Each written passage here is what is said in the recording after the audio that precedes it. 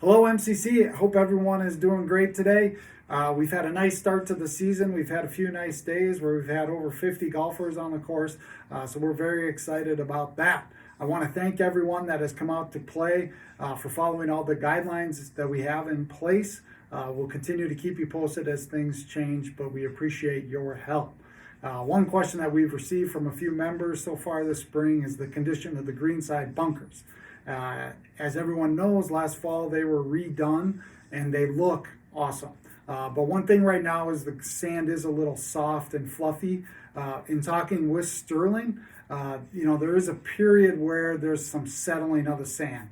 As they start to groom and rake the bunkers regularly now, as well as when we get some rain and irrigation going, those things are going to help settle that sand. So the current state of them right now is not what you're going to see going forward. But I thought this would be a great opportunity to go out to the bunker today, hit a few bunker shots, and talk about what we're trying to do with a greenside bunker shot.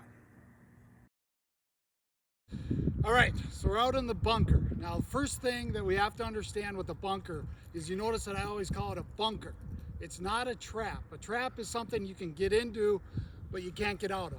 So there's too much negativity with calling it a trap. So always refer to it as a bunker. Second thing is, you got to understand what a sand wedge is. Gene Saracen invented the sand wedge, and he took it from watching a duck land or an airplane landing. When an airplane lands, you'll notice that the back of the plane lands first, then it skids, and then it lands. Same thing with a duck. When it comes into a pond, back lands first and then it goes forward. Same thing applies to hitting this shot out of the bunker. He wanted to create a club that would go through the sand. So he invented a sand wedge that has bounce. If you lay the club against your hand 90 degrees, you'll notice that the back edge of the wedge will hit your hand first, not the leading edge. So that's unique from any other club in our bag. And that's important because that will allow this club to come into the sand and slide through the sand. The biggest mistake people make in the bunker is there's a lot of digging, and that's the opposite of what we want in the bunker. If we're hitting a chip shot or a pitch shot, that's what we want. We want the leading edge to lead into the ball, not in the bunker. We got to use the bounce of the club. So that's the most important thing with this shot. So before you even try to hit a golf ball, simple thing to do, just take your foot, draw two lines.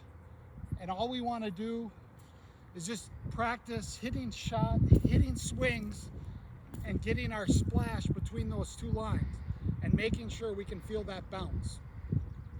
As far as the actual shot, we want to feel our weight's a little bit more forward. The ball position's going to be a little bit more forward to help us get it up into the air. But you'll notice my hands are going to actually move away from the target. And that's important so that we can, again, introduce the bounce to this shot. We've got to make sure we have the bounce. So weight's forward, ball position's forward, hands are back. From there, we're going to take a good swing. We got to make sure we make a good backswing, a full backswing, so that we can generate some power and speed to get through that golf ball. So club comes back, we're going to hinge it. Then on the follow through, again, we're going to feel the bounce coming through. This is the one shot in golf where we're a little more handsy, so we're going to feel a little more wrist through the hitting area. The length of the shot is going to be controlled by our follow through. So short follow through for a shorter shot, longer follow through for a longer shot. So, quick review. Ball's forward, weight's forward, hands back, big back swing. Short, follow through is going to control our distance. So let's hit one here.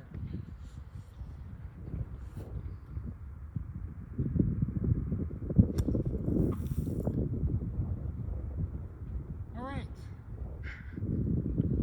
Well, thanks for your time today. If you have any questions, let us know in the golf shop, and we look forward to seeing you soon. Thank you.